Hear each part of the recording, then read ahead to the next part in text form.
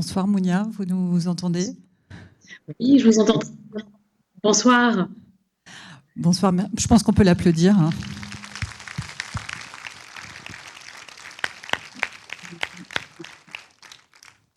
Merci pour votre patience parce que je sais que le générique est extrêmement lent. Alors, merci d'être resté dans la salle pour ceux qui sont restés. Écoutez, merci à vous en tout cas d'être en liaison avec nous et bravo. Je vais vous lancer avec quelques questions. Ensuite, il y aura des questions des spectateurs, du public qui vient de voir le film. Le film s'appelle Ouria, Liberté. Est-ce que vous l'avez conçu comme un cri de liberté ? Oui, je l'ai construit effectivement comme un cri de liberté, mais surtout une suite, un diptyque par rapport à Papicha, pour ceux qui ont vu ce film, qui était un film déjà, voilà, qui traitait de l'Algérie des années 90. C'était un film qui était assez frontal, puisqu'on parlait de la guerre civile qui a eu lieu dans les années 90 en Algérie. Et là, j'avais envie de raconter la suite, c'est-à-dire de continuer à creuser ce territoire féminin, ce territoire algérien, la force de ces femmes, la résilience. Et donc, c'est vrai que c'est aussi un cri de toutes ces femmes qui vivent en Algérie aujourd'hui, qui résistent, mais qui vivent dans un contexte quand même socio-économique très complexe, notamment à cause de le Covid, un peu comme partout, mais aussi d'une société encore très patriarcale, où les codes de la famille et de l'honneur sont encore très présents. Donc oui, c'est un cri qui émane de femmes qui ont plus de voix. Et donc toute la symbolique est là. C'est lorsqu'on n'a plus de voix, alors comment fait-on pour s'exprimer? Alors, on utilise son corps, on utilise la danse, on utilise aussi la langue des signes, donc une langue qui est finalement clandestine, puisqu'elle est comprise uniquement par ceux qui la maîtrisent. Et donc là aussi, c'est encore un cri, comme vous dites, c'est tout à fait ça, oui. Est-ce que ce film est aussi lié à votre histoire personnelle, comme l'était Papicha ?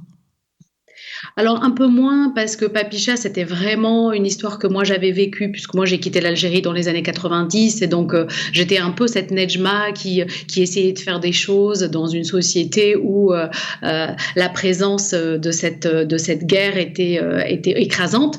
Et donc c'était vraiment mon histoire, puisque moi j'ai vécu vraiment dans une cité universitaire comme l'héroïne. Là, c'était vraiment une envie, comme je l'ai dit, de continuer à creuser cette Algérie contemporaine à travers le corps de ces femmes aujourd'hui, le corps de ces femmes qui résistent à leur façon, à leur manière. Donc oui, il y a toujours quelque chose de personnel, parce que moi j'ai gardé énormément d'amis qui sont là-bas et qui font de la danse et qui souffrent de ce statut-là, puisque c'est pas forcément autorisé, c'est pas vraiment bien vu ni reconnu. Donc oui, il y a quelque chose de très personnel, oui. Vous retrouvez Lina Coudry. Parlez-nous du travail avec cette jeune actrice, donc César du meilleur espoir féminin en 2020. Oui, oui. Alors Lina, c'est depuis Papicha une très longue collaboration, une amitié aussi. Alors Papicha, c'était notre premier film. On avait vraiment ce passé commun, puisque Lina et moi, donc, nous avons quitté l'Algérie pendant cette guerre-là. On avait des parents qui étaient dans le milieu artistique, et donc on a vraiment partagé ce même parcours. Et finalement, avec Papicha, c'était une collaboration. On avait vraiment besoin d'aller creuser cette histoire qu'on avait vécue pour mettre finalement des mots, mais aussi pour mettre des images sur cette période qui finalement est très peu montrée de l'intérieur, c'est-à-dire par des réalisateurs eux-mêmes. Et donc cette collaboration, pour moi, elle était évidente sur ce deuxième film, qui est pour moi finalement un peu un diptyque aussi, dans la mesure où on a exploré autre chose. Donc on a exploré la langue des signes, on a exploré le mutisme, on a exploré la danse, bien évidemment. Et le travail a duré très très longtemps, puisque Lina a pris vraiment des cours de danse classique. Elle a préparé plus d'1 an tout le travail. Donc il y avait du renforcement physique, il y avait de l'apprentissage de la danse classique, mais aussi la danse contemporaine, en passant par la langue des signes. Donc, nous avons travaillé longuement avec une association qui s'appelle Aris à Paris, qui nous a mis à disposition des formateurs pour que Lina apprenne la langue des signes. Et au-delà de ça, il y avait vraiment comment construire ce personnage muet, comment s'exprimer, puisque la culture finalement algérienne et maghrébine, c'est une culture on parle beaucoup, on discute, on fait beaucoup de blagues, et là, on n'avait plus la parole. Donc, on devait faire passer des choses uniquement par le corps, par les visages. Donc, c'était un exercice assez complexe. Est-ce que ces chorégraphies, est-ce que ces danses-là représentent des danses algériennes ? Alors non, ce qui m'intéressait, c'était de montrer cette évolution, puisque on démarre le film avec un personnage solitaire qui danse sur cette terrasse face à la mer, face à ce ciel bleu, et qui finalement, le film donc se termine avec un collectif de femmes. Donc c'est le passage vraiment de l'individuel vers le collectif qui m'intéressait avec toutes ces femmes-là. Et donc au départ, on est dans la danse classique, rigidifiée par le classicisme qu'on connaît, et l'évolution se passe au fur et à mesure, après ce drame, après cet accident, où finalement elle va se libérer non seulement de sa maman chorégraphe, puisqu'elle va devenir elle-même chorégraphe, mais se libérer aussi de cette danse en s'émancipant, en criant finalement sa liberté à travers cette danse contemporaine, qui est une danse qui libère les corps. C'est une danse finalement plutôt tribale, très proche du sol, avec des percussions qui rappellent l'Afrique. Donc, c'est pas forcément des danses algériennes, mais moi j'avais vraiment envie de montrer ce passage vers une libération qui se passe par cette danse un peu tribale et libératrice. Avant que je donne la parole à la salle, les hommes du film il y a une violence du côté des hommes, et notamment à travers ces combats clandestins. Ça existe vraiment? Ils s'appellent Poutine, Trump, comme dans le film, ou c'est la fiction qui les invente? Alors oui, c'est vraiment c'est un événement qui se passe en Algérie toutes les semaines, c'est-à-dire c'est la sortie du samedi soir. On a vraiment ces combats de béliers, c'est autorisé, c'est pas très bien vu, mais c'est complètement autorisé. Ça existe en Algérie, essentiellement en Tunisie aussi.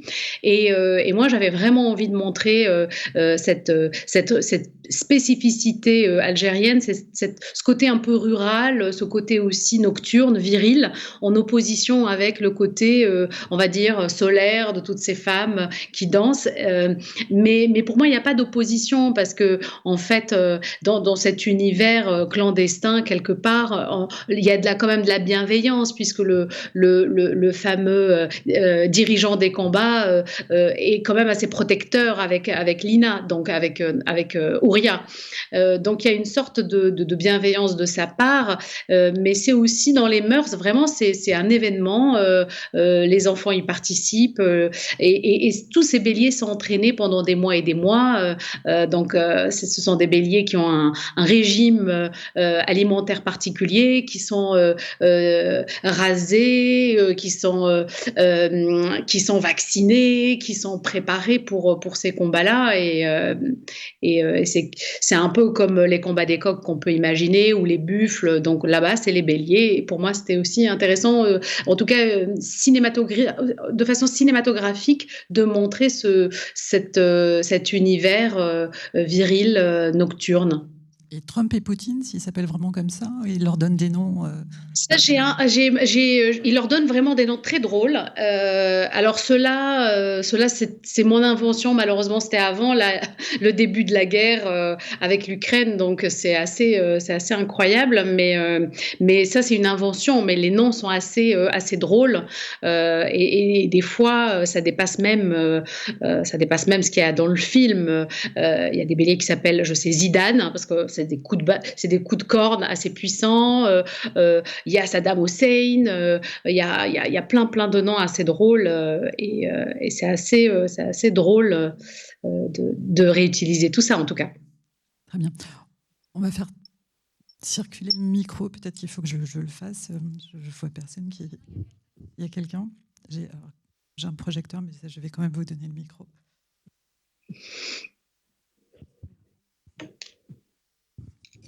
Bonjour, merci votre présentation du film.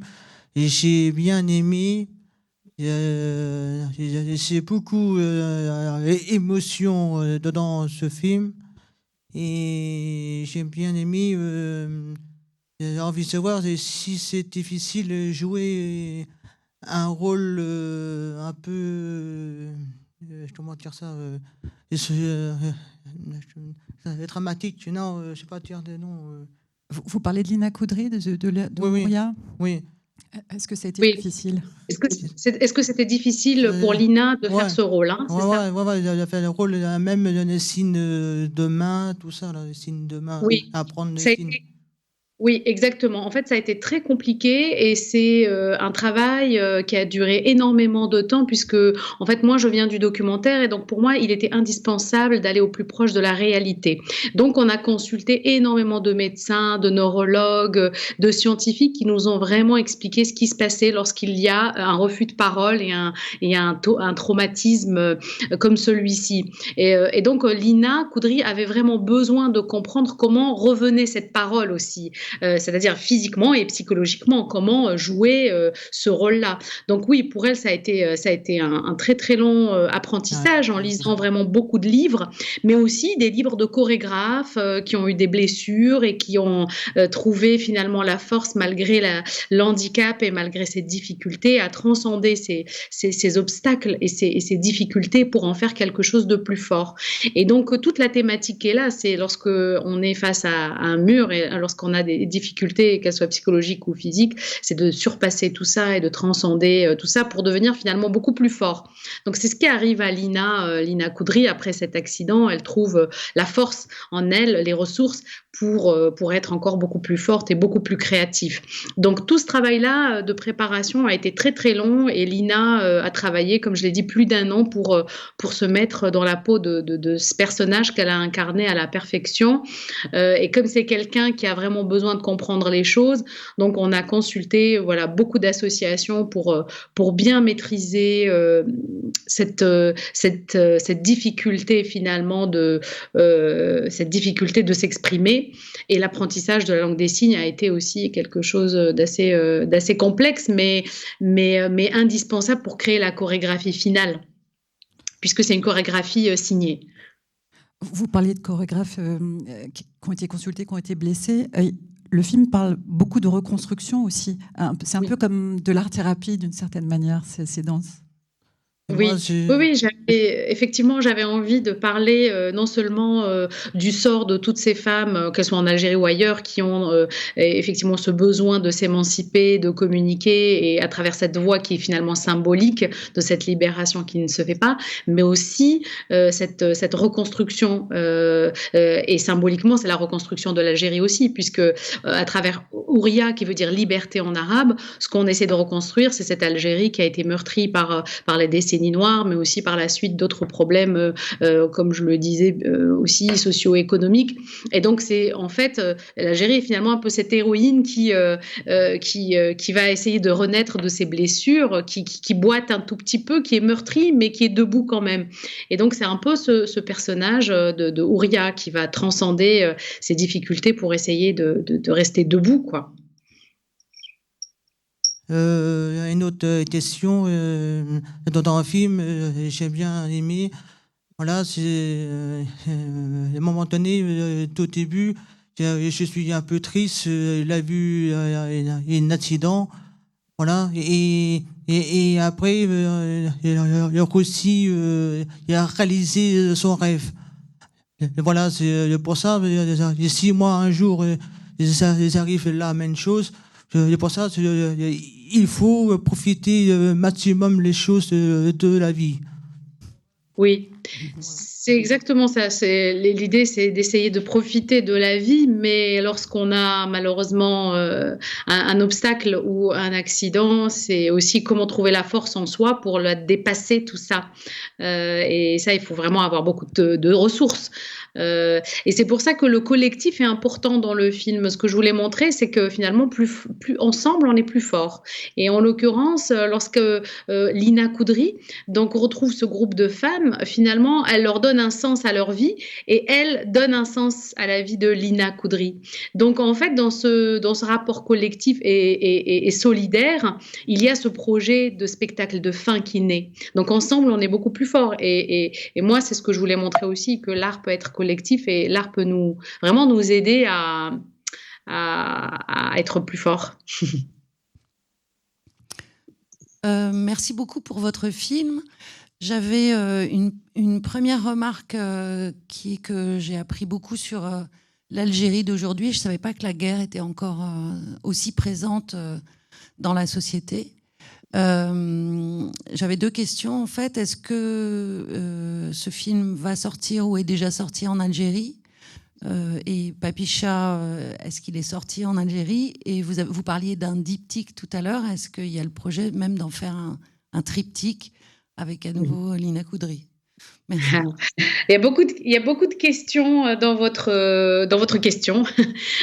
Alors, dans l'ordre, effectivement, Papicha, ce qui est assez incroyable, c'est que c'est un film qui a voyagé partout dans le monde.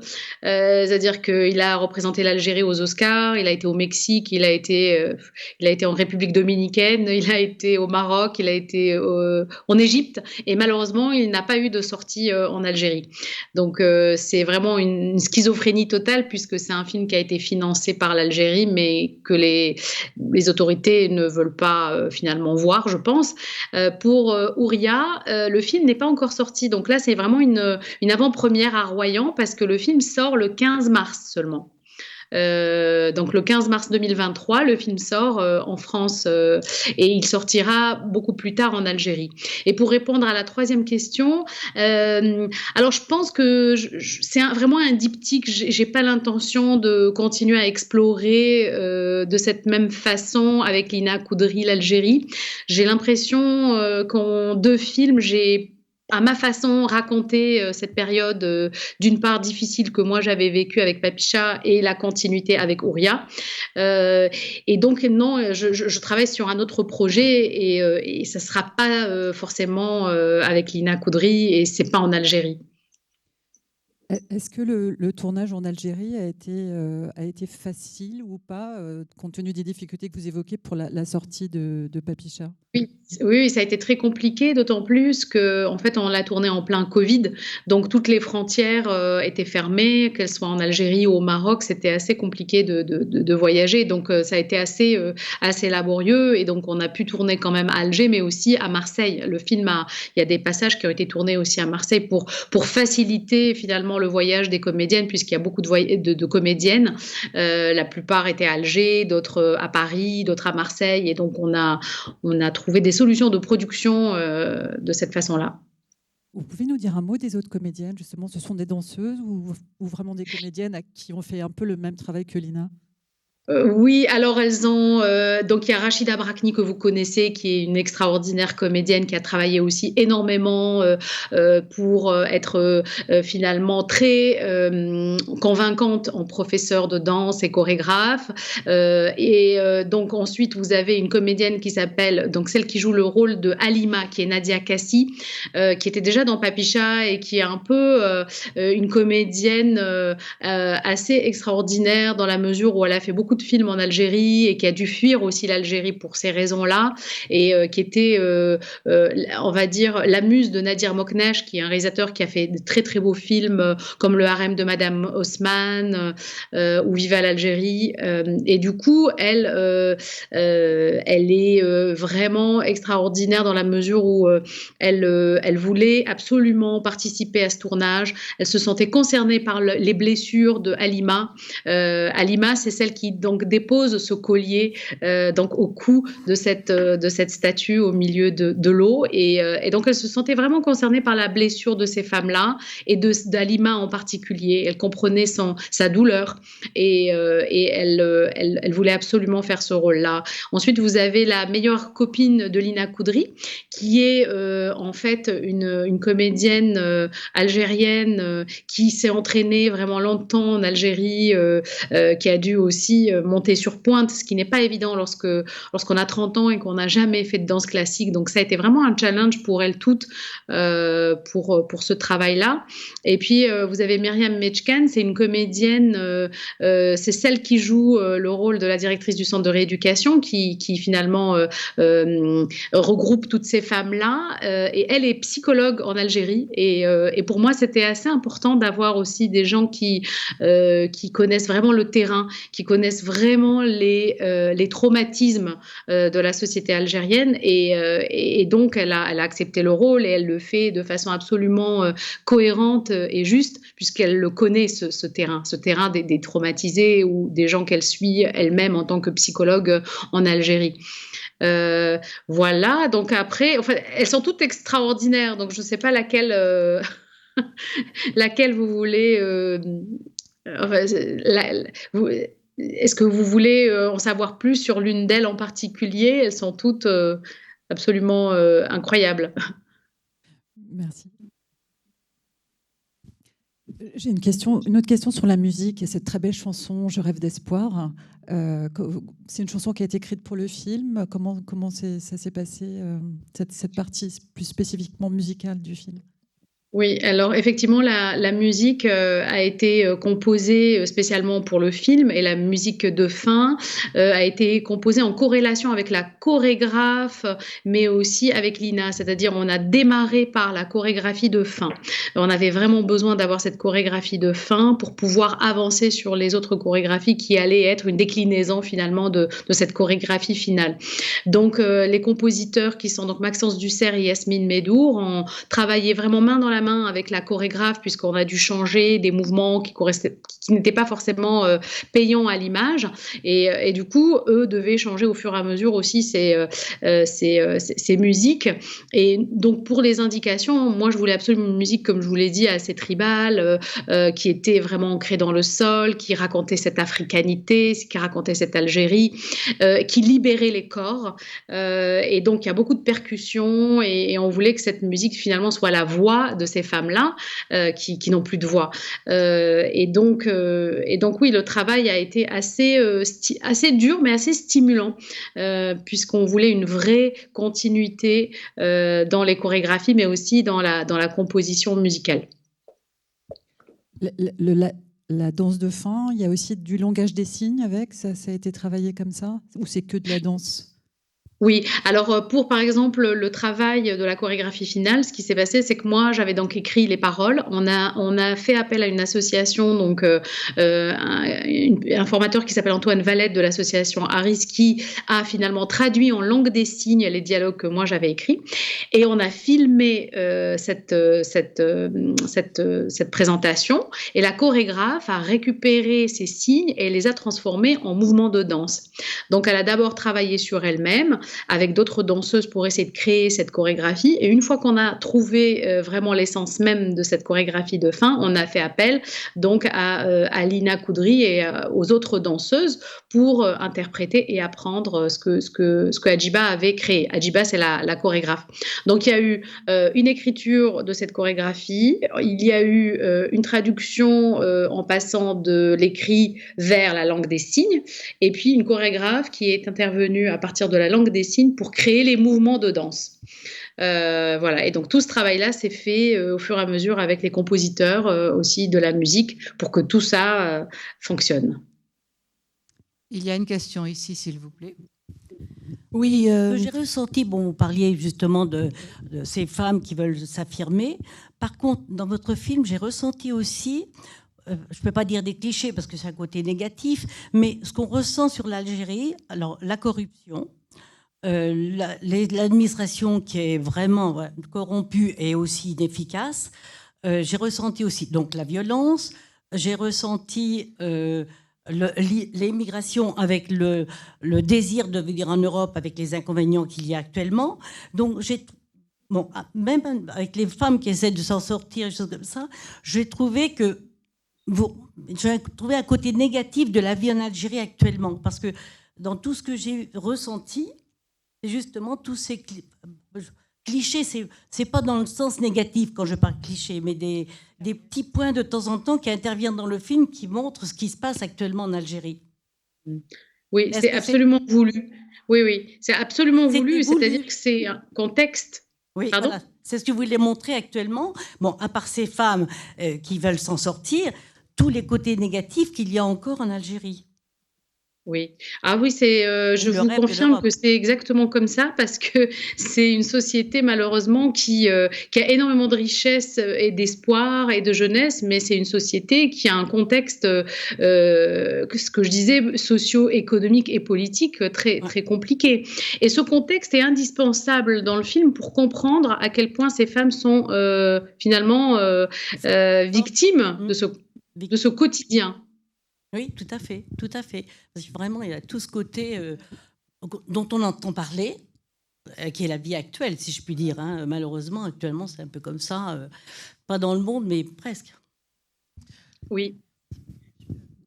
Alors moi, je voulais dire à quel point j'avais été touchée par l'intensité de ce film, sa temporalité, sa lenteur, qui ne m'ont pas du tout ennuyée. J'étais même triste quand ça s'est arrêté. Et je voulais vous dire à quel point vous avez dressé des portraits merveilleux de femmes, vous les avez embellis, rendues intéressantes. Vous nous avez beaucoup touchés par votre sensibilité, votre esthétique. Moi, je pratique la langue des signes et je pense que beaucoup de sourds vont être touchés. Il y a très peu de films avec le mutisme et vous l'avez utilisé et il est devenu symbolique de la douleur, de la souffrance. Vous avez réussi tout un tas de paramètres importants. Vous avez réuni plein d'éléments qui passionnent ceux qui ne sont pas en Algérie ou qui n'ont pas été traumatisés. C'est un excellent film et je vous en remercie. Merci beaucoup. Merci pour votre retour. Oui, parce que c'est quand même un film sur le handicap aussi. Comment on le surmonte et comment, quand on est différent, on peut continuer. C'est ça, c'est-à-dire que la différence ne doit pas être un frein, mais au contraire un accélérateur, dans la mesure où, pour notre héroïne, ce qui était important, c'était de se libérer vraiment finalement de ce classicisme quelque part, c'est-à-dire elle exécutait les mouvements que la mère lui imposait. Et du coup, en ayant cet accident de la vie, finalement, elle grandit, elle s'émancipe, elle devient, on va dire, créatrice elle-même.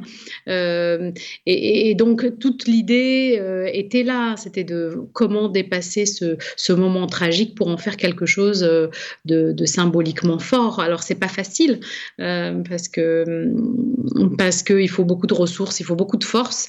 Et moi, ce que je voulais montrer, c'est vraiment ces femmes et les femmes de façon générale dans le monde. Je pense qu'on le voit au quotidien.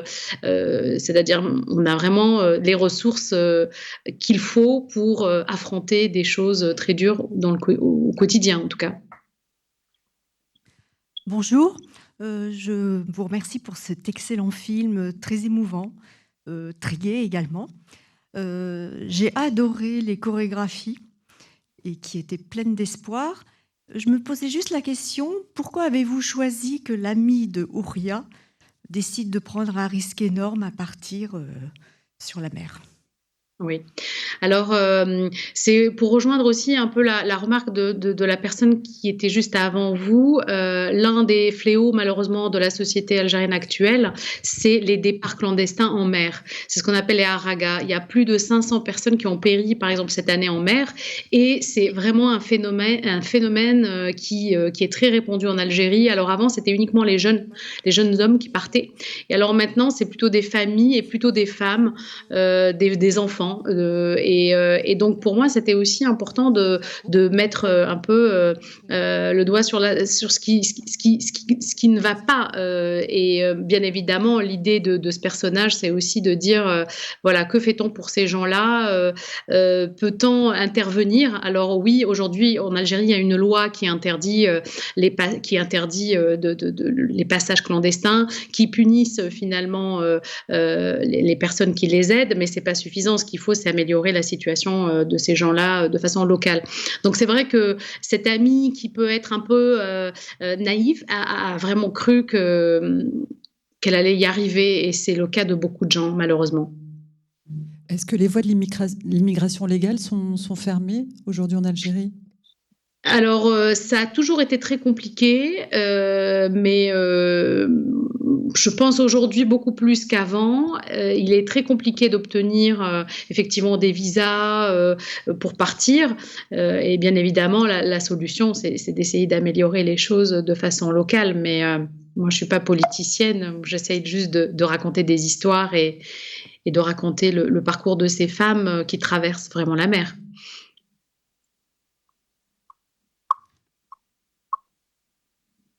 Je ne sais pas si encore. J'ai une question encore par rapport au mutisme et au langage des signes. Papicha était très dialogué et du coup, Ouria l'est beaucoup moins. Quelle est la difficulté de mettre en scène justement des scènes sans dialogue ? Oui, c'était un énorme challenge, comme je le disais tout à l'heure. En fait, c'est vrai que la société algérienne est une société où on parle, on rigole beaucoup. C'est-à-dire le drame côtoie vraiment la joie. Il y a des moments de joie, mais il y a aussi des moments de drame et on verbalise énormément, on discute, on rigole. Il y a quelque chose comme ça qui, au niveau de la linguistique, très, très intense et moi, j'aime beaucoup l'utilisation aussi de l'algérois. C'est vraiment cette langue, c'est du franco-arabe, c'est des mots français qu'on arabise, des mots arabes qu'on francise. Donc il y a une gymnastique comme ça qui est assez intéressante et jubilatoire et très intéressante en tout cas à filmer au cinéma. Et avec Ouria, c'était l'opposé, c'est-à-dire comment trouver le moyen de s'exprimer sans parole. Et c'était un vrai challenge avec Lina. On a dû en fait modifier le scénario, on a fait des lectures, on a essayé de trouver des solutions. Dans l'équipe, bien évidemment, on avait vraiment des muettes aussi. Donc, on avait un formateur sur le plateau un formateur et on appelle ça donc un traducteur et un médiateur. C'est-à-dire que le médiateur mettait dans le contexte du tournage ce qui se passait et le traducteur traduisait tout simplement, langue des signes. Et donc, on a eu beaucoup de travail collectivement avec des associations qui nous ont aussi aidés à communiquer autrement. Mais le gros challenge, effectivement, pour Lina, c'était de passer par cette expression corporelle et de pas parler. Donc, ça a été vraiment très complexe. Et il y avait des corrélations entre chaque signe, enfin, vous les aviez écrits dans le scénario et ils se transformaient en gestes et en signes. C'est exactement ça, c'est-à-dire que c'était écrit, on a dans le scénario, on a filmé donc un formateur qui nous traduisait en langue des signes tout ça. Lina avait cette vidéo, donc elle s'entraînait, Lina Koudry s'entraînait quotidiennement pour cet apprentissage et au moment du tournage, on avait cette personne qui était là, qui corrigeait au fur et à mesure sur le plateau pendant les prises pour avoir une langue des signes absolument cohérente et compréhensible et surtout juste. Et ça impliquait un travail sonore, du coup, sur l'environnement sonore pour le faire exister aussi à l'écran. Oui, c'est-à-dire que le travail sonore, en fait, était très important. Je voulais faire exister finalement non seulement les musiques, mais aussi les sons vraiment du quotidien, le vent, les vagues, la mer, tous les éléments naturels qui rappelaient finalement cette chorégraphie de fin aussi qui est assez tribale. Et donc, c'est vrai qu'on voulait aussi tout simplement donner en fait la voix aux sans-voix et c'était en passant par les sons, donc il y a pas mal de silence aussi, c'était important de faire parler les silences. Il y a des sons qui ont été enregistrés à Alger, dans la ville ? Oui, bien sûr, les hôpitaux, les béliers, ça a été tourné là-bas. Donc oui, il y a des sons bien évidemment qui ont été faits là-bas. Mais c'est vrai qu'il y a eu un très très grand travail sonore au niveau du parc aussi, les sons des oiseaux, le bruit de l'eau, les rires, et encore une fois l'élément naturel, la mer, le vent, tout ce côté qui a amené un côté assez organique, assez charnel et ça a été et les mouvements de danse aussi, les respirations. Il y avait tout un travail sur comment ressentir cette danse, parce que c'est vrai que le challenge aussi de filmer la danse, pour moi, ça a été une première. Ça a été très compliqué parce que j'ai l'impression qu'un spectacle de danse se vit, se ressent, et lorsqu'on le filme, on le capte, en fait, on le dénature, on l'ampute finalement de quelque chose. Et donc, c'est vrai que très vite avec le chef opérateur, on a pris la décision de filmer de façon très serrée, très proche des corps, en mettant l'accent sur les visages, sur les mains, sur les mouvements, sur les pieds. Donc un vrai choix artistique, mais aussi pour donner de l'intensité. Et c'est vrai que les respirations, les sons des pas, des bracelets, du vent, des cheveux, tout ça amène vraiment ce côté très intimiste et organique. Et la lumière, c'est la lumière du ciel d'Alger ? Entre autres, oui. On a vraiment eu la chance d'avoir la même équipe. En fait, sur Papicha et sur Ouria, c'est vraiment la même équipe. C'est le même chef opérateur, donc qui a pu capter cette lumière qui est assez chaude, malgré un sujet qui est un peu dur. Donc, on a vraiment privilégié ce côté un peu coloré. Vous nous donnez son nom, chef opérateur, parce que l'image est vraiment très belle. Oui, c'est un jeune chef opérateur très prometteur qui s'appelle Léo Lefebvre et avec qui donc j'ai déjà fait Papicha et qui a une vraie sensibilité et l'avantage c'est aussi de pouvoir vraiment aller capter finalement les moments avec les comédiennes, parce que ma façon de travailler elle est un peu différente dans la mesure où moi je travaille un peu comme mon documentaire, c'est-à-dire que je ne déplace pas les comédiens d'un point A à un point B, c'est plutôt la caméra qui s'adapte au déplacement des comédiennes, c'est-à-dire que je laisse vraiment libre cours aux comédiennes finalement même de modifier le texte, de modifier les déplacements, et c'est au chef opérateur finalement de s'impliquer et d'aller capter ces moments-là, et comme on se connaît bien, donc il sait que voilà, il faut aller capter ce moment où par exemple Lina Koudry va tenir la main de son amie,